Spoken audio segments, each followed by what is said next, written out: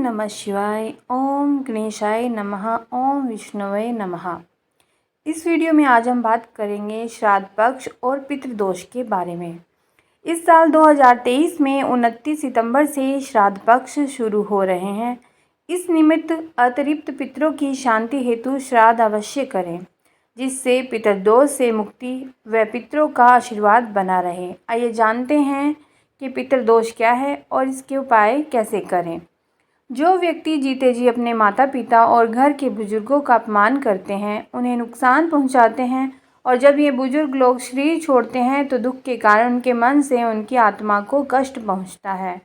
यही पितृदोष का कारण बनता है। आज के समय में कुछ लोग इसे अंधविश्वास तक बता सकते हैं, लेकिन पितरों के असंतुष्ट होने के कारण ही उनकी संतानों की कुंडली में पितृदोष बनता है। जन्म कुंडली के त्रिकोण भावों में से किसी एक भाव पर पितृकारक ग्रह सूर्य की राहु अथवा शनि के साथ युति हो तो जातक को पितृदोष होता है।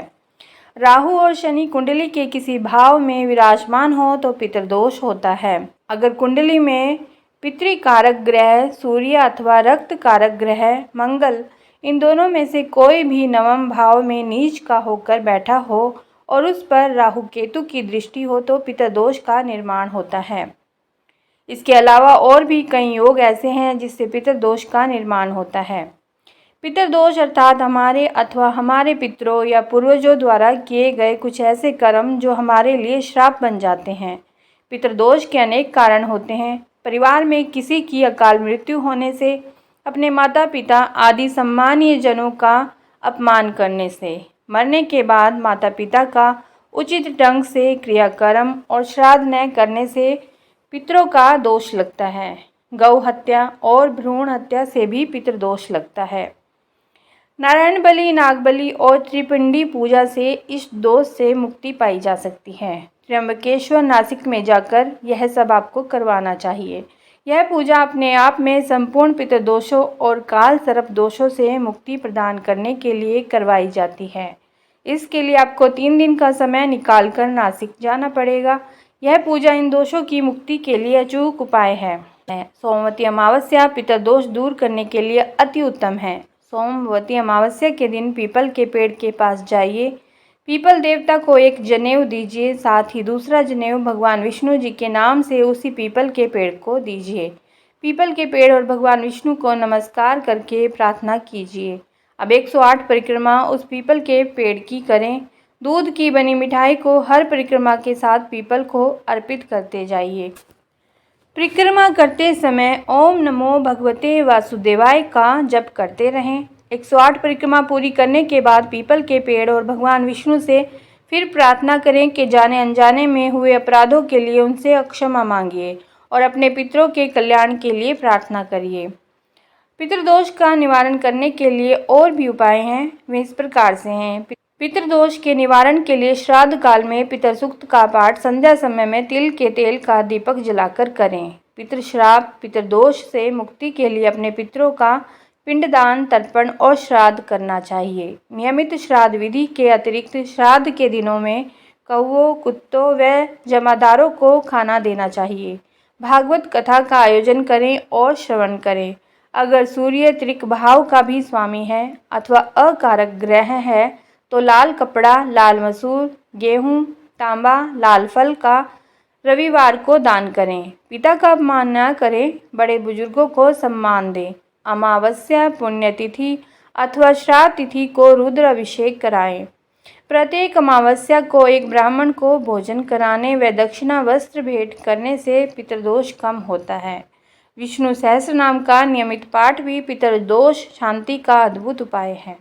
यह पाठ कम से कम 43 दिन तक करना चाहिए। हालांकि यह पाठ लंबा होता है। अगर आप यह न कर पाए तो इन उपायों को करके लाभ उठा सकते हैं, जैसे कि हर अमावस को अपने पितरों का ध्यान करते हुए पीपल पर कच्चे दूध में गंगा जल, थोड़े काले तिल, चीनी, चावल, जल, पुष्प आदि चढ़ाते हुए ओम नमो भगवते वासुदेवाय का पाठ करें। अगर पितृदोष सूर्य की राहु अथवा शनि के युति के कारण बन रहा है तो शुक्ल पक्ष के प्रथम रविवार के दिन घर में विधि विधान से सूर्य यंत्र स्थापित करें।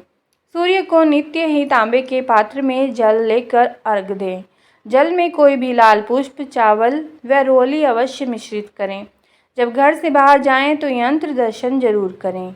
कौओं और मछलियों को चावल और घी मिलाकर बनाए गए लड्डू हर शनिवार को दीजिए। ओम ह्रीं ह्रीं सूर्याय सहस्र किरणाय मनोवांछित फलम देहि देहि स्वाहा, इस मंत्र का जाप करते रहें। पितृदोष निवारण करने के लिए अपने घर की दक्षिण दिशा की दीवार पर अपने दिवंगत पूर्वजों की फोटो लगाकर उन पर हार चढ़ाकर सम्मानित करना चाहिए तथा प्रतिदिन उनके सम्मुख गाय के घी का दीपक जलाना चाहिए। जिस घर में पीने के पानी का स्थान दक्षिण दिशा में हो उस घर को पितृदोष अधिक प्रभावित नहीं करता। साथ ही यदि नियमित रूप से उस स्थान पर घी का दीपक लगाया जाए तो पितृदोष आशीर्वाद में बदल जाते हैं। पारद के शिवलिंग में बहुत गुण होते हैं, इसीलिए इसकी स्थापना करके प्रतिदिन उनकी पूजा करें तथा अभिषेक करें। पितरों के समान कुछ वृक्ष, पक्षी, पशु और जलचर भी हैं। वृक्षों में पीपल का वृक्ष बहुत पवित्र है। एक और इसमें जहाँ विष्णु का निवास है वहीं यह वृक्ष रूप में पितृदेव है। पितृपक्ष में इसकी उपासना करना विशेष शुभ होता है। बेल का वृक्ष भी पितृपक्ष में शिवजी को अत्यंत प्रिय है। बेल का वृक्ष लगाया जाए तो अतिरिक्त आत्मा को शांति मिलती है। अमावस्या के दिन शिवजी को बेलपत्र और गंगा जल अर्पित करने से सभी पितरों को मुक्ति मिलती है। इसके अलावा तुलसी के वृक्ष की भी पूजा करनी चाहिए। 3 पक्षी हैं जो पितृपक्ष के लिए अति उत्तम हैं। कौवे को पितरों का आश्रम स्थल माना जाता है। श्राद्ध पक्ष में कौवों का बहुत महत्व माना गया है। इस पक्ष में कौ को भोजन कराना अपने पितरों को भोजन कराना माना गया है। शास्त्रों के अनुसार कोई भी अक्षमतावान आत्मा कोए के शरीर में स्थित होकर विचरण कर सकती है। दूसरा पक्षी है हंस। पक्षियों में हंस एक ऐसा पक्षी है जहाँ देव आत्माएं आश्रय लेती हैं। यह उन आत्माओं का ठिकाना है जिन्होंने अपने जीवन में पुण्य कर्म किए हैं और जिन्होंने धर्म नियम का पालन किया है। कुछ समय तक हंस योनि में रहकर आत्मा अच्छे समय का इंतजार करके पुनः मनुष्य योनि में लौट आती है या फिर वह देवलोक को चली जाती है। हो सकता है कि हमारे पितरों ने भी पुण्य कर्म किए हों। तीसरा पक्षी है गरुड़। भगवान गरुड़ विष्णु के वाहन हैं। भगवान गरुड़ के नाम पर ही गरुड़ पुराण है जिसमें श्राद्ध कर्म, स्वर्ग, नरक, पितृलोक आदि का उल्लेख मिलता है। पक्षियों में गरुड़ को बहुत ही पवित्र माना गया है। हनुमान जी भगवान राम को मेघनाथ के नागपाश से मुक्ति दिलाने वाले गरुड़ का आश्रय लेते हैं। पशुओं में कुत्ता है। कुत्ते को यम का दूत माना जाता है। दरअसल कुत्ता एक ऐसा प्राणी है जो भविष्य में होने वाली घटनाओं को देखने की अक्षमता रखता है। कुत्ते को रोटी देते रहने से पितरों की कृपा बनी रहती है। दूसरा पशु है गाय।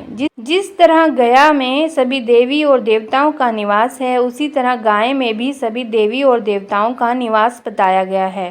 दरअसल मान्यता के अनुसार 84 लाख योनियों का सफ़र करके आत्मा अंतिम योनि के रूप में गाय बनती है। गाय लाखों योनियों का वह पड़ाव है जहां आत्मा विश्राम करके आगे की यात्रा शुरू करती है। कुछ जलचर जंतु भी पितृदोष को समाप्त करने में सहायक हैं, जैसे कि मछली। भगवान विष्णु ने एक बार मत्स्य का अवतार लेकर मनुष्य जाति के अस्तित्व को जल प्रलय से बचाया था। जब श्राद्ध पक्ष में चावल के लड्डू बनाए जाते हैं तो उन्हें जल में विसर्जित कर दिया जाता है। दूसरे हैं नाग। भारतीय संस्कृति में नाग की पूजा इसीलिए की जाती है क्योंकि यह भी पितरों का प्रतीक माना गया है। अपने पितरों के निमित्त श्राद्ध अवश्य करिए। पितृऋण तो संतानों पर रहता ही है, वैसे भी उनका रक्त हमारे शरीर में बह रहा है, इसीलिए अपने से कुछ प्रयास कीजिए, कुछ ऋण हल्का हो जाए।